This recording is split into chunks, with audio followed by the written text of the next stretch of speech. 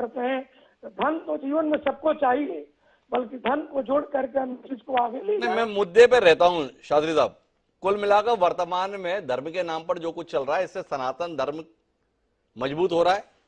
सनातन धर्म की जो शिक्षा है उसी को समाज में संप्रेषित किया जा रहा है, या सनातन धर्म के अंतर्गत भगवा चोला पहनकर कुल मिलाकर एक व्यापार शुरू हो गया है और व्यापार में चमत्कार दिखाया जा रहा है और चमत्कार के माध्यम से अपने आप को स्थापित किया जा रहा है?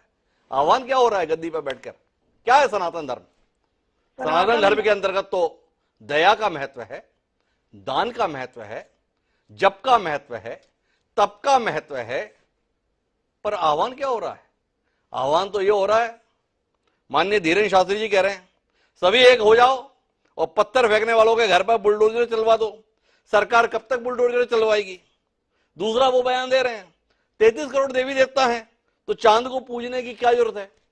अब चंद्रमा को तो हमारे यहां वैसे भी पूजा गया है, पर चांद बोलने के साथ में भावना दूसरी हो जा रही है। तो आपसे जानना ये चाहता हूं, क्या यही धर्म है? क्या यही सनातन धर्म का संदेश है?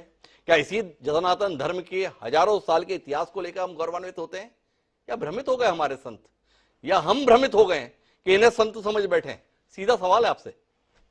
मिश्रा जी, सनातन धर्म बहुत बड़ा धर्म है। ये धीरेन्द्र जी के, प्रदीप जी के पहले भी सनातन धर्म था और सनातन धर्म रहेगा। सनातन धर्म पिता के समान है, समुद्र के समान है। बड़े बड़े ऋषि मुनि महात्मा इस धर्म में आए हैं और सनातन धर्म के मार्ग पे चले हैं। ऋषि अत्रि हैं, वशिष्ठ हैं, जितने भी ऋषि हुए, आज ये सब हम ऋषि लोग नहीं हुए हैं।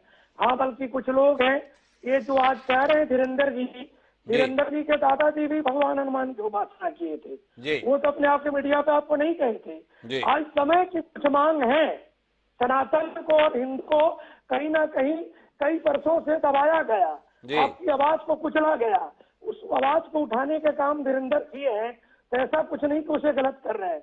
वो कह रहे हैं अपने आप को समझ जाओ, अपने घर के संभालो, अपने परिवार के संभालो। चादर फादर में कुछ नहीं रखा है।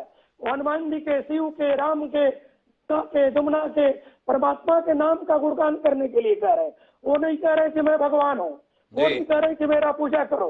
वो जहाँ भी कह रहे हैं भगवान का नाम नहीं कह रहे हैं कि मेरे पास इष्ट की शक्ति है, दादा गुरु की शक्ति है, हनुमान जी की शक्ति है, मैं कष्ट निवारण करने के लिए आगे बढ़ा हूँ। अब रही बात राजनीतिक की, तो राजनीतिक तो सारी दुनिया करती है। धर्म के माध्यम से राजनीतिक शुरू होता है और समाप्ति भी धर्म में ही आकर के ही तो होता है। सनातन कभी किसी को जीवन में बुरा नहीं किया है। सनातन परहित सरिस धर्म नहीं भाई, पर पीड़ा नहीं कछु अब भाई। परोपकार से बढ़ के दुनिया में कोई धर्म नहीं है जिससे। अरे शास्त्री साहब, ये जो आप ग्रंथों से लिखा हुआ बोल रहे हैं और वर्तमान में धर्माचार्य जो बोल रहे हैं उसमें अंतर है। मैं इसी को लेकर तो सवाल कर रहा हूं। परहित सरिस धर्म नहीं भाई, और यहाँ तो पर पीड़ा देने में इतनी होड़ लगा दे रहे हैं धर्माचार्य। बुलडोजर हम ही चलवा दें, सरकार की जरूरत क्या है? क्या कहते हैं आप इसके संदर्भ में? यही काम रह गया व्यासपीठ का? यही काम रह गया संतों का? नहीं, गलत है। बुलडोजर चलाना किसी सनातन और किसी देवी देवता ग्रंथ का नहीं है। हर व्यक्ति का अपना वक्तव्य है, व्यक्ति स्वतंत्र है कहने के लिए। कुल मिलाकर हमारे धर्म गुरुओं के लिए संकट पैदा कर दिया इन धर्माचार्यों के बयानों ने। वो धर्माचार्यों के साथ भी रहना चाहते हैं, लेकिन उन्हें भी तर्क नहीं सूझ रहे कि इन बयानों को सही कैसे ठहराए।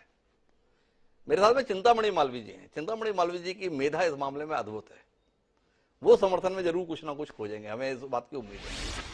तो चिंतामणि जी, आप भी थोड़ा सा ज्ञान दें।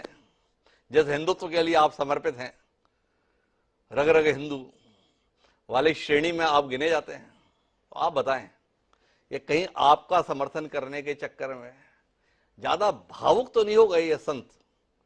क्योंकि प्रदीप मिश्रा जी तो आह्वान कर दिए, मोदी जी के लिए नहीं करोगे तो कैसे होगा, भाजपा के लिए नहीं करोगे तो कैसे होगा, हर घर से एक बच्चा जो है बजरंग दल और इसमें लग जाना चाहिए। तो आपसे जानना ये चाहता हूं कि इसके अलावा जो शिक्षाएं दी जा रही हैं उसका अनुसरण करने के लिए आप कितने तत्पर हैं? आपने अपने बच्चों को बोला है कि नहीं बोला है कि जब एग्जाम देने के लिए जाओगे तो कॉपी, पेन, स्केल, कैलकुलेटर, इन सब की जरूरत नहीं है। पहले गन्ने का रस ढूंढो,